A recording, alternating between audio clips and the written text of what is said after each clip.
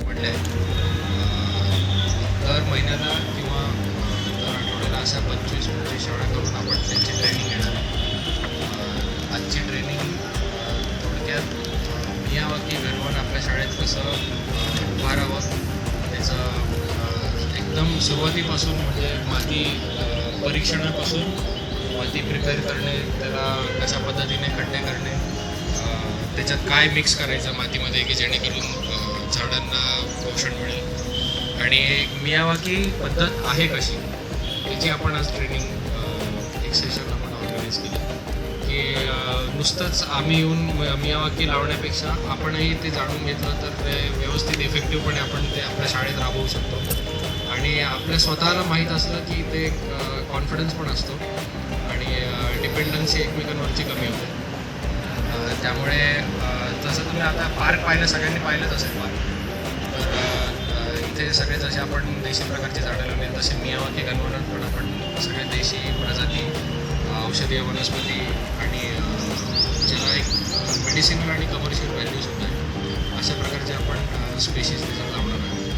त्याचं मोठं knowledge source तयार व्हावं, भंडार तयार व्हावं आणि मुलांनासुद्धा रिक्रिएशनल स्पेस मिळावे. म्हणजे प्रत्येक वेळेस शाळांमध्येच क्लासरूम घेण्यापेक्षा एखादा क्लास आपण बाहेरही त्या झाडांच्या सावलीत वगैरे ऑर्गनाईज करू शकतो. म्हणजे त्याचा नुसता अभ्यास नसून एक मजासुद्धा ती होऊ शकते मुलांना. अशा पद्धतीने आपण हा प्रोग्राम आपण हाती घेतला. तर एक प्रेझेंटेशन होईल. प्रेझेंटेशनमधला एक-दोन स्लाईड आहे त्यावेळेस आपण प्रात्यक्षिक घेणार आहोत. तर प्रात्यक्षिकसाठी आपण पलीकडच्या तटावर जाऊ.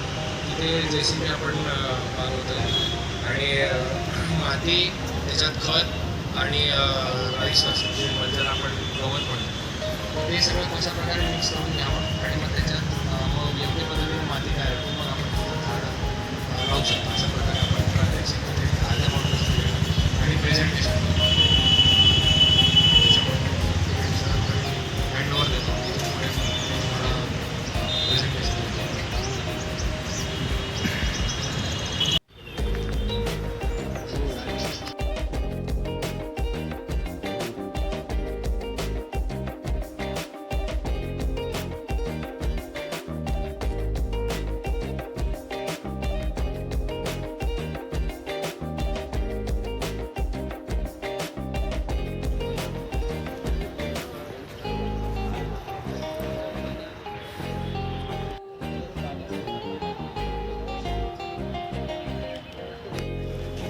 एक डेन्स फॉरेस्ट जे आपण इथे एक बघतोय सध्याला रिसेंटली प्लांटेशन केले 26 जानेवारीला प्लांटेशन डेट झालेलं प्लांटेशन डेट आहे आणि हे जे एक स्ट्रीप मेथडनं प्लांटेशन केलेलं आहे. म्हणजे आपल्याकडं काही प्रश्न असतात, माझ्याकडं जागा 2000 स्क्वेअर फीट चौकोनी आहे, त्रिकोणी आहे, स्क्वेअर आहे किंवा अशा पद्धतीची जागा कुठलीही असू द्या, किती असू द्या किंवा गोल राऊंड कशाही पद्धतीची आपल्याला ते ॲडजस्ट करून त्याच्या ठिकाणी आपल्याला ते झाडं ॲडजस्ट करता येतात अशा पद्धतीने डायरेक्टली कुठल्याही शेपमधले असल्या तरी जागा. आणि हे एक स्ट्रीप मेथडने इथं प्लांटेशन केले. त्याच्यामध्ये टोटली नेटिव्ह आणि आयुर्वेदिक म्हणा आपले पूर्ण इंडियन स्पेसिसच लावलेले आहेत. आता अश्वगंधा तुम्ही बऱ्याच जणांनी फक्त ऐकलेले आहेत, पण याच्यात अश्वगंधा आहेत, शतावरी आहे, तुळशी आहे, लेमन ग्रास आहे, गवती चहा जे तुम्ही बाजारातून विकत घेता ते की तुम्हाला डायरेक्ट शाळेत एकदा कन्झर्व केलं तर तुम्हाला फ्रीमध्ये ते घेता येईल त्याचं सीड्स वगैरे, पण नंतर तुम्ही त्याचं सॅपलिंग बनवू पण शकता. इथपर्यंत याचे अनेक फायदे म्हणजे गावकऱ्यांसाठी म्हणा, शाळेसाठी म्हणा, विद्यार्थ्यांसाठी म्हणा. टोटली अशा एक नेटिव्ह प्रजातीचं हे जंगल आहे आणि ह्याचा एक फायदा असा होतो ते सगळे आपल्या इथले असल्यामुळे लवकरात लवकर वाढतात. वाढल्यानंतर ते जे एखादं समजा जंगल तयार व्हायला आपल्याला नॅचरल पद्धतीने 100-1 वर्ष लागतात, ते ह्या पद्धतीनं डायरेक्टली 10 वर्षामध्ये एक जंगल 10 ते 15 वर्षात तयार होतं. अशी एक आहे हे बनलेलं आहे.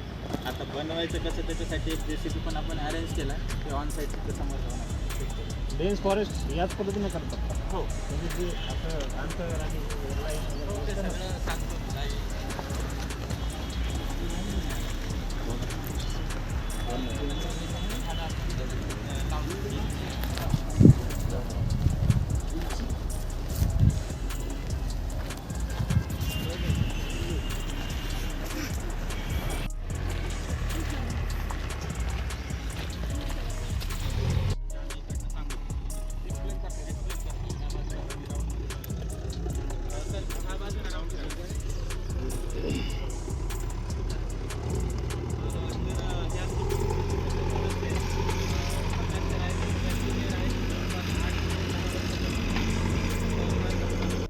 जागा पण कशी सिलेक्ट करायची ते सर सांगते.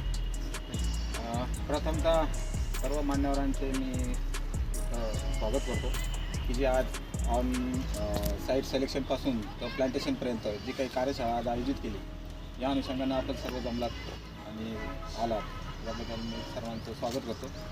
तर आपल्याला साईट सिलेक्शन करताना एक तर साईट अशी असावी की जेणेकरून वरून हाय टेन्शन तार नसावी, की ड्रेनेज लाईन खालून वगैरे अशी काही ड्रेनेज लाईन वगैरे खेडेगाव तर तसं नसणारच आहे, कारण सगळे शाळा सगळ्या खेड्यामधलं आहे. त्याच्यामुळं काय पाईपलाईन वगैरे कोणाची शेतकऱ्याची त्यातलं गेलेलं नसले पाहिजे, कारण आपण हे बूम म्हणजे मशीनचं जवळपास 3 फूट खाली जाणार आहे आपलं. त्याच्यामुळं खाली काही असं डॅमेज वगैरे होणार नाही, कोणाचं काही नुकसान होणार नाही या हिशोबाने आपण साईट सिलेक्शन करावं लागेल. साईट सिलेक्शन करत असताना आता जो तुम्ही इनडोअर सेशनमध्ये पाहिलंच असेल की बाबा याच्यासाठी कुजल्याला शेणखत लागतं आहे, त्यानंतर राईसाच लागतो. तर शेणखताचं काय काम आहे की झाडांना न्यूट्रिशन असावं, कारण जमीन सुरुवातीपासून आहे की जमीन ज्यावेळेस आपण निवडली त्याचा एक तर मातीचा नमुना तुम्ही माती परीक्षण करून घ्यावं. मातीचं परीक्षण घेतल्यानंतर त्यामध्ये जे काही कंटेंट म्हणजे न्यूट्रिशन वगैरे त्या जमिनीमध्ये आहे का नाही त्या हिशोबाने तुम्हाला मग शेणखताची मात्रा ठरवावं लागेल. आणि काही काही ठिकाणी असं होतं की काळी माती असल्यामुळं त्याला एरेशन नसतं, ते एरेशनसाठी आपण हा तांदळाचा भुस्सा वापरतो. आणि 2000 स्क्वेअर फीट आहे, ती जागा 2000 स्क्वेअर फीट असणार आहे आणि 2000 स्क्वेअर फीटासाठी जे काही नॉर्म्स दिलेले आहेत त्या हिशोबाने शेणखत आणि तांदळाचा भुस्सा आपल्याला अवेलेबल करावं लागणार आहे. आणि केल्यानंतर आता याचं मिक्सिंग कसं करायचं, तर हे एक छोटासा डेमो आपण हे छोटंसं मटेरियल टाकलेलं आहे म्हणजे आणलेलं आहे आपण, की सध्या एवढं लार्ज स्केलमध्ये आपण खरेदी केलं जे काही साईटवरच होतं ते आणून मॅनेज केलेलं आहे उदाहरणासाठी. म्हणजे हे सगळे लक्षात आलं पाहिजे की आपल्याला बाबा लार्ज स्केलवर राहणार आहे फक्त हे. मागच्या वेळेस तीच अडचण आली होती सगळ्यांना, समजा मागच्या वेळेस चालू होतं, पण ह्या वेळेस आम्ही डायरेक्टली ऑन साईट लावलेली असेल. बाजरीचा बनगा जरी भेटला भुस्सा ते वापरू शकता. ते जरी नाही भेटलं तर ऊसाची कुट्टी, मक्काची कुट्टी एरिएशनसाठीच फक्त पाहिजे, कारण की जेवढं तुमची जमीन भुसभुशीत असेल स्पंज टाईप तेवढं तुमच्या मुळा ज्या झाडांच्या वाढतात त्या स्प्रेड होतात आणि झाड लवकर ग्रो करतात. आणि फक्त त्याला न्यूट्रिशनसाठी आहेच आपल्याला वापरता येतात. तर ह्या 3-4 गोष्टी आहेत त्या तुम्ही वापरू शकता. राईसास जर नाहीच भेटला डायरेक्टली गावात तुम्हाला सोर्स उपलब्ध असतात बाजरीच्या पांड्या, परत पुन्हा जर ते जरी नसलं तर मग मक्काची कुट्टी वगैरे ह्या सगळ्या गोष्टी तुम्ही ऑनसाईट उपलब्ध करून देऊ शकता. एका शाळेने ते डायरेक्टली विद्यार्थ्यांना सांगितलं होतं, आपले एक उदाहरण द्यायची व्हिडिओ वेळ सांगताना विद्यार्थ्यांनी प्रत्येकाने आनंदाने जाऊन दोन्ही भरून त्यांनी जमा करून शाळेमध्ये आणूनही ठेवले आणि तेच त्यांनी युटिलाइज करून वापरले होते. काय होतं की आता सीझन मक्काचं सध्या सगळं संपलेलंच आहे, सध्या संपल्याचंच जमा त्यानंतर आता सध्या गावात आहे. गावात येतात ते चालत नाही, कारण गावाचं ते छोटाचं जास्त ते द्यायला चुकून बघतं. आणि सरांनी सांगितलं किंवा नारळाचा कोकोपीट त्याचं एकच काम असतं की पाणी धरून ठेवण्याची क्षमता त्याच्यात जास्त कोकोपीटमध्ये असते. पण ह्या तांदळाच्या भुशाची आणि मका कुटीची आणि ऊसाची कुटी जर वापरली